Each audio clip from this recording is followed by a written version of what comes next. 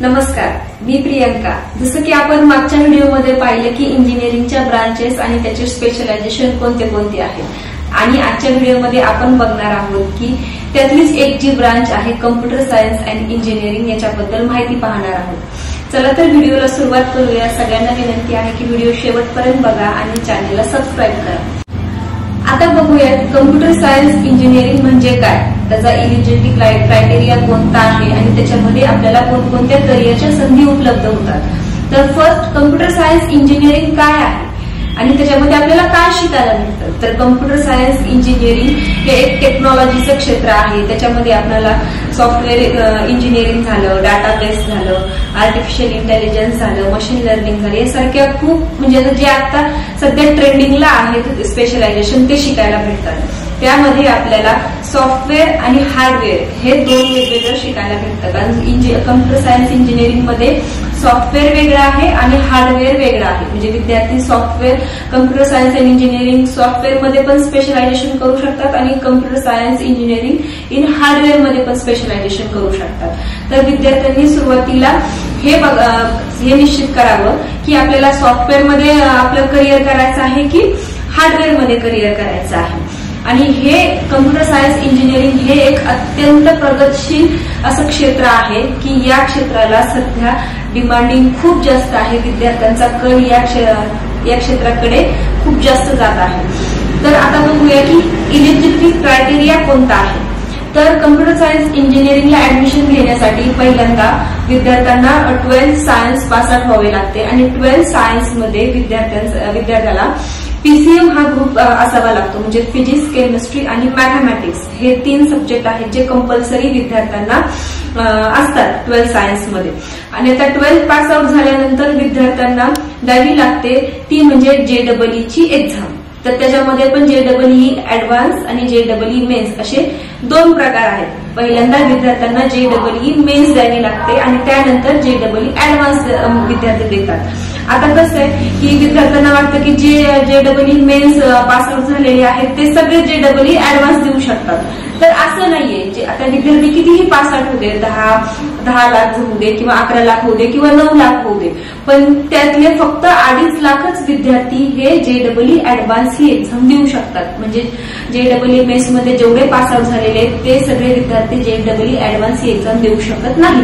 त्यातले फक्त 2.5 लाखच विद्यार्थी ही JEE ऍडव्हान्स देऊ शकतात। आणि JEE ऍडव्हान्स दिल्यानंतर त्यांचा जो मार्किंग असतं, त्यांचा जो म्हणजे त्यांना जे मार्क भेटतात त्यानुसार त्यांना IITचे टॉप कॉलेजेस भेटतात। आणि जे JEE मेन्स देतात त्यांना हे बाकीचे जे स्पेशलायझेशन आहेत इंजिनिअरिंगचे, जे बाकीचे जे ब्रांचेस आहेत, CSE झालं, मेकॅनिकल झालं, सिव्हिल झालं किंवा हे बाकीचे जेवढे सगळे आपण मागच्या व्हिडिओमध्ये जेवढे सगळे ब्रांचेस सांगितले त्याच्यामध्ये विद्यार्थ्यांना ऍडमिशन भेटतं। तर आता बघूयात की कम्प्युटर सायन्स अँड इंजिनिअरिंग मध्ये सिलेबस कोणता असतो, म्हणजे त्याच्यामध्ये शिकवलं काय काय जातं। तर कम्प्युटर सायन्स अँड इंजिनिअरिंग मध्ये फर्स्ट शिकवलं जातं artificial intelligence and machine learning. म्हणजे ही ब्रांच सध्या खूप ट्रेंडिंग आहे, artificial intelligence and machine learning.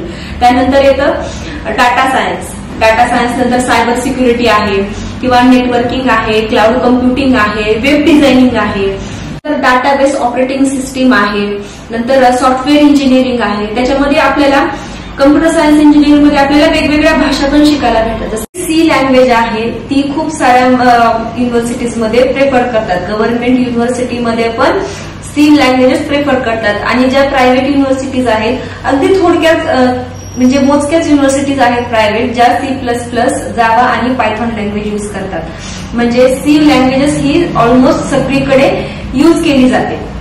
तर त्याच्यानंतर आता बघूयात की कम्प्युटर सायन्स अँड इंजिनिअरिंग मध्ये करिअरच्या कोणत्या याच्यामध्ये आपल्याला करिअरच्या संधी उपलब्ध आहेत।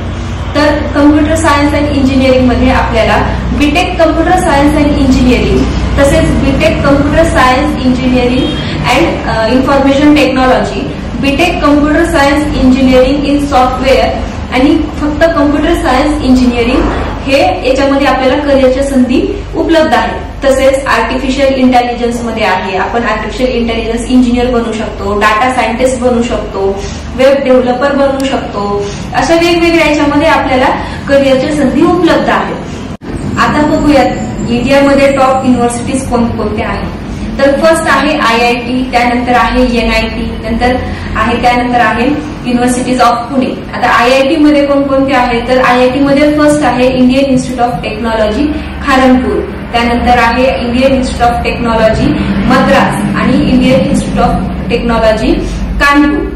आता ह्या झाल्या गव्हर्नमेंट युनिव्हर्सिटीज. आता जर विद्यार्थ्यांना गव्हर्नमेंट युनिव्हर्सिटीज मध्ये ऍडमिशन नाही भेटलं तर विद्यार्थी प्रायव्हेट युनिव्हर्सिटीज प्रेफर करतात. पण प्रायव्हेट युनिव्हर्सिटीमध्ये पण टॉपचे प्रायव्हेट युनिव्हर्सिटीज कोणकोणते आहेत ते आता बघूया. फर्स्ट आहे GD गोयंका युनिव्हर्सिटी, जी दिल्ली NCR मध्ये आहे. आणि ही जी GD गोयंका युनिव्हर्सिटी आहे ती आपल्याला फॉरेन एक्सचेंज प्रोग्राम पण प्रोव्हाइड करते. म्हणजे विद्यार्थी 3 वर्ष युनिव्हर्सिटीमध्येच काढतात आणि जे लास्ट इयर आहे ते विद्यार्थी फॉरेनला काढतात. आणि जर त्यानंतर कमी पॅकेजमध्ये जर विद्यार्थ्यांना युनिव्हर्सिटी पाहिजे असेल किंवा कॉलेजेस पाहिजे असेल तर अजून एक बेस्ट ऑप्शन आहे ते म्हणजे ITM युनिव्हर्सिटी इन ग्वालियर. तर विद्यार्थी ITM युनिव्हर्सिटी इन ग्वालियर मध्ये कमी फी स्ट्रक्चर मध्ये चांगल्या जॉब ऑपॉर्च्युनिटीज पण भेटू शकतात, कारण तिथे प्लेसमेंट पण खूप छान होतात. हे दोन्ही कॉलेजेस जे आहेत ते इंडियाचे प्रायव्हेट कॉलेजेसमध्ये टॉपचे कॉलेजेस आहेत. तर आता आपण या व्हिडिओमध्ये माहिती बघितली की करिअरच्या संधी कोणकोणत्या उपलब्ध आहेत कम्प्युटर सायन्स आणि इंजिनिअरिंग मध्ये, त्याचा सिलेबस काय आहे, त्याच्यासाठी क्रायटेरिया कोणता लागतो, ही सगळी माहिती आपण या व्हिडिओमध्ये पाहिली. जर विद्यार्थ्यांना अजून काही माहिती हवी असेल प्रायव्हेट कॉलेजेस बद्दल, म्हणजे कोणकोणते अजून प्रायव्हेट कॉलेजेस इंडियामध्ये टॉप रँकिंग मध्ये आहे, तर खाली दिलेल्या क्रमांकावर संपर्क साधा आणि व्हिडिओला लाईक